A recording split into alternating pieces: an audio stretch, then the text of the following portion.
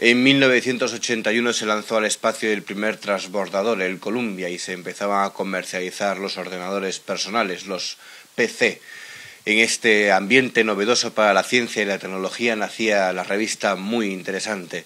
Han pasado 30 años y ya no solo la revista, sino la marca sigue vigente a pleno rendimiento, con 700.000 seguidores en redes sociales como Twitter. Punset recientemente comparó Muy Interesante con la Ruta de la Seda, por eso que tiene para nuestro siglo de catalizador de la cultura y motor de la curiosidad. Hoy en Periodista Digital hablamos con el que es director de Muy Interesante desde 1989, José Pardina.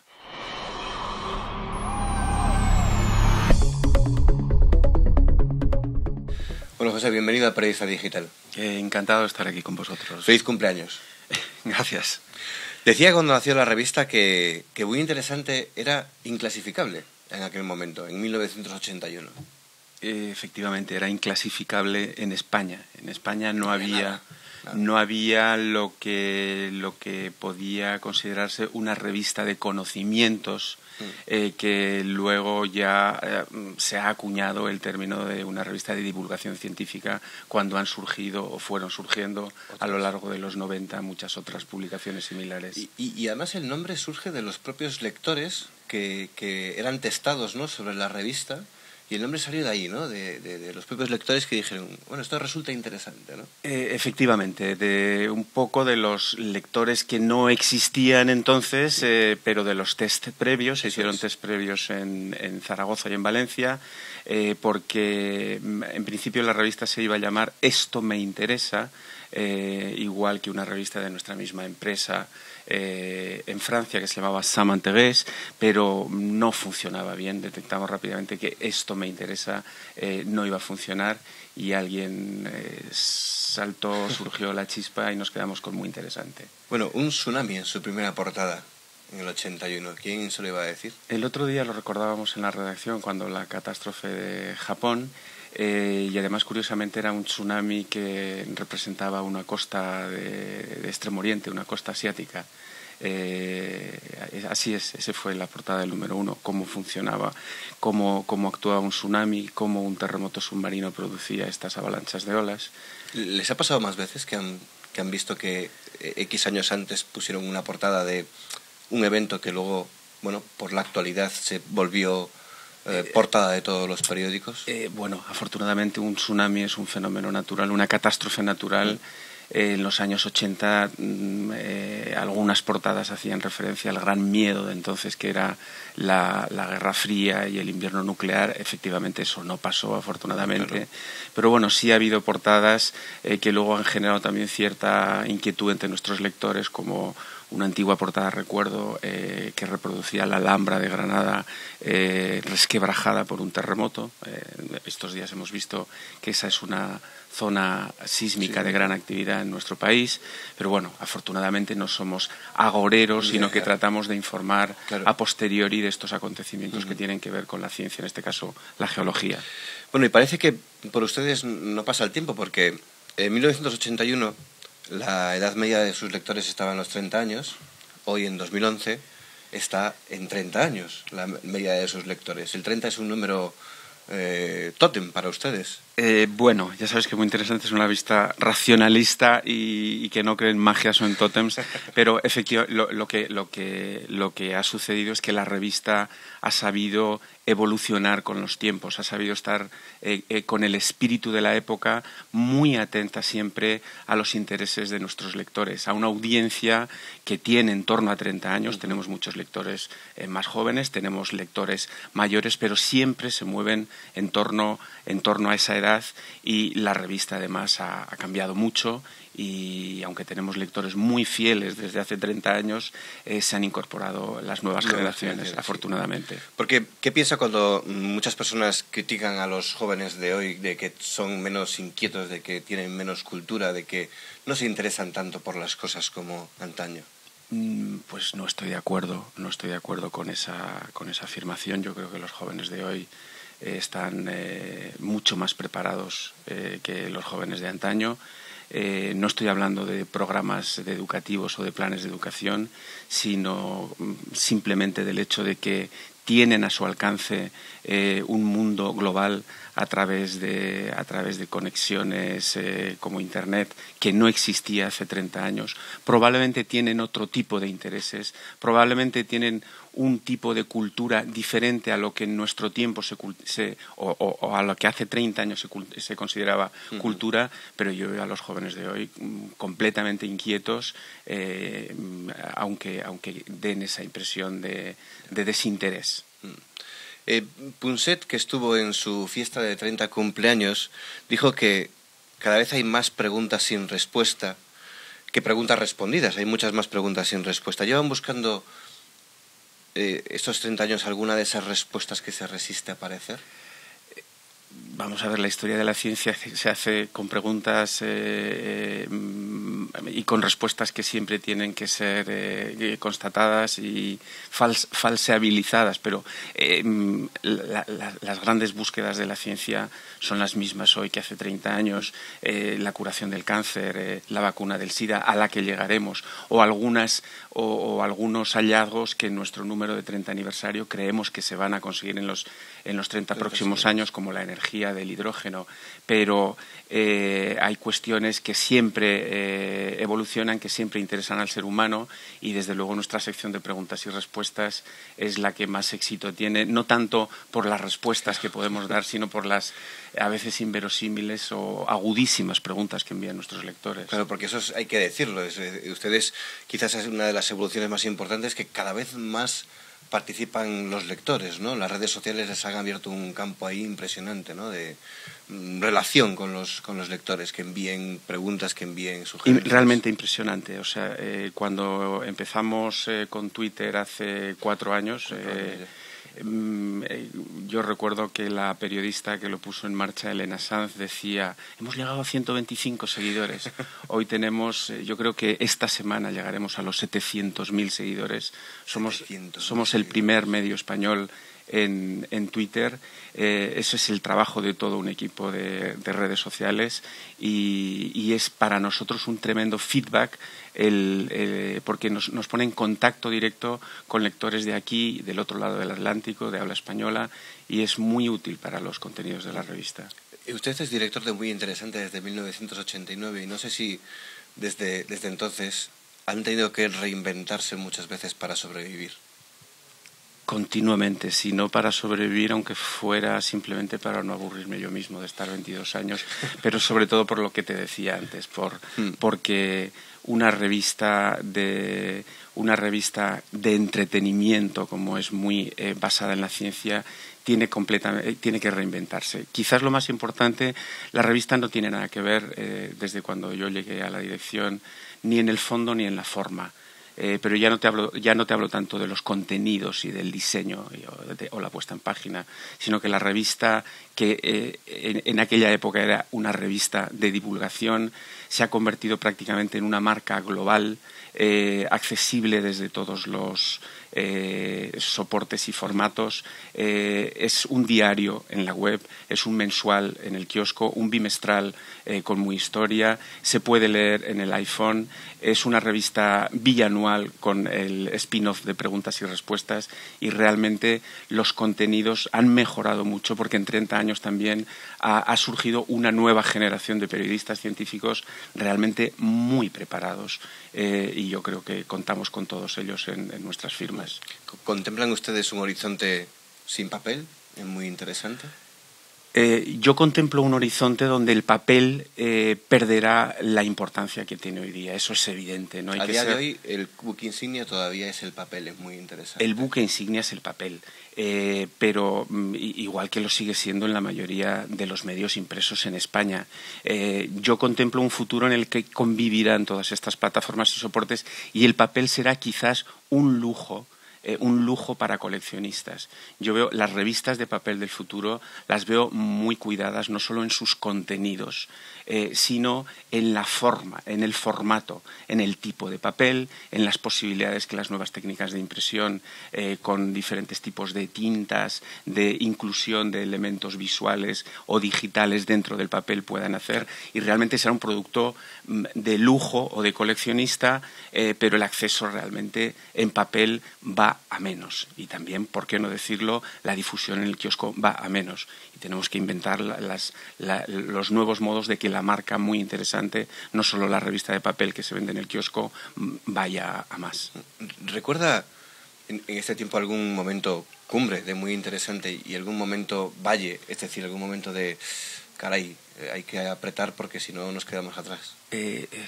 Siempre hay que apretar, Miguel, pero bueno, momentos cumbres, supongo que cuando conseguimos superar los 300.000 ejemplares de venta en kiosco a principios del año 2000 es un buen momento, pero para mí también es cuando cruzamos el Atlántico y hicimos muy interesante en México y en Argentina, o cuando algunas divisiones de nuestra empresa fuera de España decidieron que muy interesante podía aplicar esa fórmula en países como Holanda o Italia, que han sido también grandes éxitos. Pero para mí un momento cumbre será también cuando lleguemos a 700.000 seguidores en Twitter, ya te digo.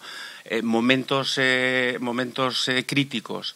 Pues no hace falta decirte que el lanzamiento fue un momento crítico. En el 81, sí. Yo era un joven redactor y participar en un lanzamiento, como sabes tú, es apasionante, pero podía no haber salido bien. Pero un momento crítico es ahora, un momento crítico en el que el periodismo mismo está lleno de incógnitas, de caminos que a veces son divergentes, de decisiones que tomar que no siempre se pueden compaginar, de decisiones difíciles también.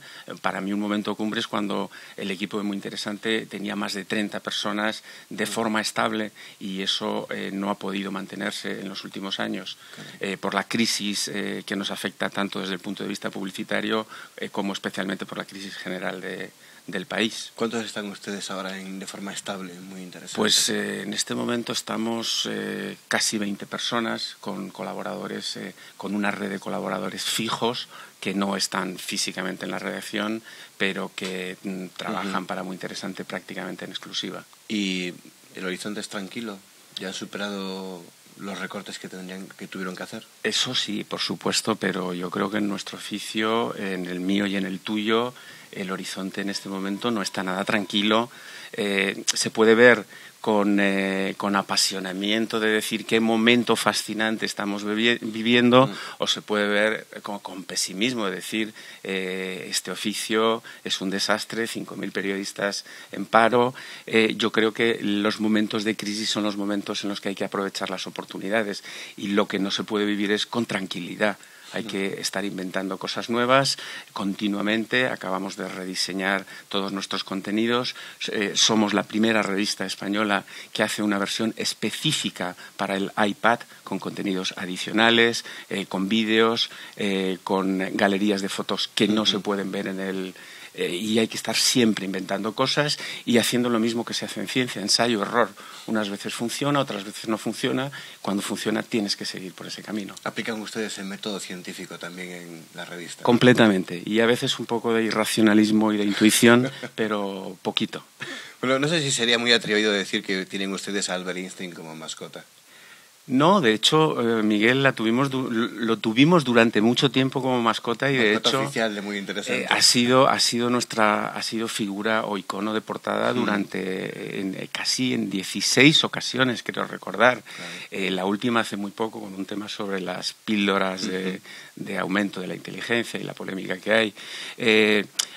Me gustaría a mí ahora cambiar de mascota, y de hecho estamos cambiando de mascota. Me gustaría que nuestra mascota fueran más Sheldon Cooper y los chicos de Big Bang. Realmente ese es la mascota a la que la mascota que nos da suerte, a la que nos dirigimos. Nuestras mascotas han sido Einstein, Leonardo da Vinci, el propio Steve Jobs y su creatividad, pero los chicos de Big Bang, que son chavales treintañeros, un poco Peter Panescos, que les gustan los videojuegos, los cómics, pero que a la vez son físicos teóricos, físicos experimentales, que hablan de ciencia, que hablan de antropología, que son un poco discapacitados socialmente en su relación con las chicas, lo que es un chaval normal de 30 años. Claro, pero son de ficción, a diferencia de las otras mascotas, ¿no? De alguna manera. Sí, realmente son de ficción, aunque como tú sabes los guiones de la serie están escritos por científicos, son personajes de ficción y bueno, ¿quién no ha tenido una mascota de ficción? Claro, sin duda. Pues, otra cosa, en febrero el transbordador espacial Discovery pues, fue su último viaje. Ahora estamos el último viaje de Endeavour.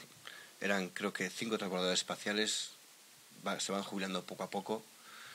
No sé si, supongo que es muy interesante, ya habrán hablado de este tema. Estamos ante una nueva era de la conquista del espacio. Después de 30 años, en 1981 se lanzó por primera vez el Columbia, creo recordar, cuando nació su revista. Efectivamente. Ahora se están jubilando todos aquellos transbordadores que nacieron con ustedes. Y eso bueno, da que pensar, ¿no? Da que pensar, Miguel. Fíjate que la portada del Tsunami competía en el número 0 que sacamos en Valencia y Zaragoza con una portada en la que se veía el primer transbordador espacial, que creo recordar que era el Columbia, me parece que se llamaba, que luego me parece que estalló en el aire en el año 87. Acaba una era, y acaba una era que, fíjate, empezó realmente con la Guerra Fría. La carrera espacial yo creo que no habría sido posible sin la competencia entre Estados Unidos y la Unión Soviética, competencia en el planeta y fuera del planeta. La próxima carrera espacial que yo creo que tendrá que continuar, necesitará de una cooperación absoluta y no de una competencia entre los países. Yo creo que las grandes agencias, empezando por la NASA, la ESA, la Agencia Rusa del Espacio, los japoneses y los chinos, tendrán que afrontar, a pesar de que tienen bastantes problemas en la superficie de la Tierra, la exploración del espacio, aunque sea o precisamente porque puede ser una fuente de recursos interesantes para nosotros los terrícolas, la tendrán que abordar de forma conjunta porque si no son unos presupuestos inviables para un país solo. Claro, además se empieza ya a hablar de viajes transgeneracionales incluso, ¿no? Con grandes naves, casi de ciencia ficción. Sí, sí, incluso a realidades paralelas, porque los físicos cuánticos tienen una imaginación basada en fórmulas que no hay quien los detenga. Pero fíjese que todo esto de la nueva era espacial de la que se está empezando a hablar, uno de las personas que colaboró con muy interesante, que fue el mítico Carl Sagan, ya hablaba de esto, ¿no? Sí, Carl Sagan fue uno de los primeros hombres, uno de los primeros científicos que, aparte de pensar que la divulgación era tan importante como la investigación, grabó aquel mensaje que se lanzó en la sonda Voyager, que está vagando por el universo, explicando quiénes éramos nosotros. Fue uno de los impulsores del programa de búsqueda de vida extraterrestre que acaba de parar ahora por falta de financiación. Fue colaborador de la revista. Y poco antes de morir le hicimos una última entrevista. Entonces, no recuerdo muy bien qué es lo que me habías preguntado. No, de Carl Sagan, que hablaba de esos viajes larguísimos el futuro del hombre está en las estrellas, está fuera del planeta, aunque sea simplemente como anhelo. Aunque sea solo como un proyecto en el que pensar y sobre el que trabajar. Y de hecho hay muchísimos científicos serios hoy día, desde los astrobiólogos, que no hay que confundir jamás con los astrólogos, hasta los ingenieros, trabajando en formas de salir del planeta y ir a otros a vivir incluso, ¿no? O por lo menos a explorar dentro de nuestro sistema solar en este momento. Y una última cosa, gracias a muy interesante y luego en los 90 otras revistas que salieron, pues dentro del periodismo se creó ese periodismo científico que ahora es una especialización dentro de nuestra profesión. Pero sí es cierto que en ciencia a nivel global en nuestro país se habla de, a veces, no sé si por complejo o realidad, fuga de cerebros, recortes en investigación y desarrollo. ¿Es España un terreno abonado para la ciencia o hay que dar un aviso a los que mandan para decir, miren, que se nos está escapando una oportunidad de oro? Siempre hay que dar un aviso a los que mandan, siempre. Y sean quienes sean. Pero mira, tú mismo has citado realmente fuga de cerebros. Hoy nuestros jóvenes aquí no tienen muchas oportunidades y tienen que volver a marcharse. Algo que en las últimas 2 décadas no sucedía y algo a lo que no solamente, pero en gran parte hay que culpar a la tremenda crisis económica que estamos viviendo. Los recortes en investigación son los más fáciles de hacer porque son los que a más largo plazo dan resultados, pero son los menos rentables a largo plazo. Simplemente el tema del doctor Mariano Barbacid, al que hemos dado un premio en nuestra gala de 30 aniversario y sus más que desavenencias, diría yo, con el Ministerio de Ciencia, con el poder político, son un mal indicador de cómo de cómo el poder y la investigación científica que deberían encontrarse en un caso como este están disonantes y chirrían. Va a ser una gran pérdida que el doctor Barbacid deje de dirigir el CINIO y esperemos que su sucesor esté a la altura de un centro de excelencia como es, con una producción científica que está a la altura de cualquier centro de excelencia de lucha contra el cáncer en el mundo, por ejemplo. Sin duda, ojalá sigamos investigando en esa línea. Bueno, en todos los cumpleaños siempre se le pregunta al que celebra qué deseo ha pedido al soplar las velas. ¿Qué deseo he pedido? Pues fíjate, Miguel, aquí sí que me coges.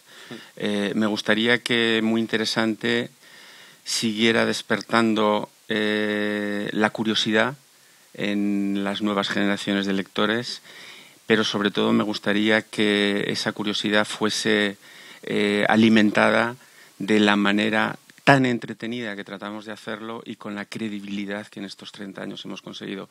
Tú sabes como periodista que la credibilidad cuesta mucho de ganar, pero se puede perder con una mala información o con una portada equivocada. Pues José, muchísimas gracias por estar aquí con nosotros en Periodista Digital y felicidades y por otros 30 más. Gracias, Miguel. Espero que no sea conmigo con quien hagas esa entrevista, de verdad. Gracias. A ti.